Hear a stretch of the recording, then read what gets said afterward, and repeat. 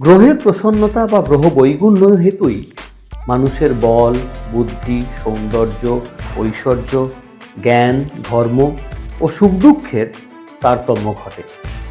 গ্রহ প্রভাবে কেউ কাঙাল, কেউ সম্রাট। জন্মান্তরে ও ইহজীবনের কর্মফলেই গ্রহগণ শুভ বা ক্রূর ভাবাপন্ন হন।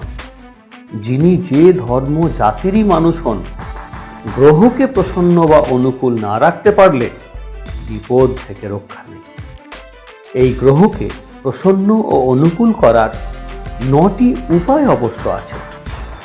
সেগুলি হল গ্রহযোগ, গ্রহ হোম, গ্রহ পূজা, গ্রহ স্নান, গ্রহরত্ন ধারণ, গ্রহৌষধ ধারণ, গ্রহ কবচ ধারণ, গ্রহ মন্ত্র জপ এবং গ্রহ স্তব ও প্রণাম।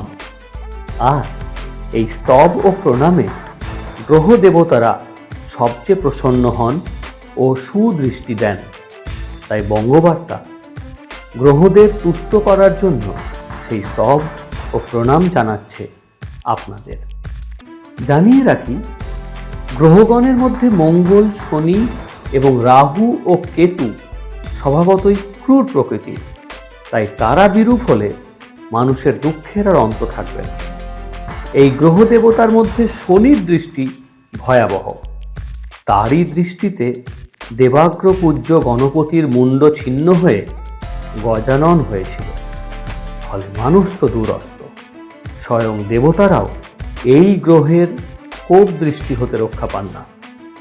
বঙ্গবার্তায় আপনাদের বৃদ্ধি, রক্ষা ও মঙ্গল কামনায় গ্রহ শান্তির সংক্ষিপ্ত মন্ত্র প্রতিদিন সকালে স্নানের পর এই মন্ত্র পাঠ করুন। আপনাদের শ্রীবৃদ্ধি কামনা করে বঙ্গবার্তা।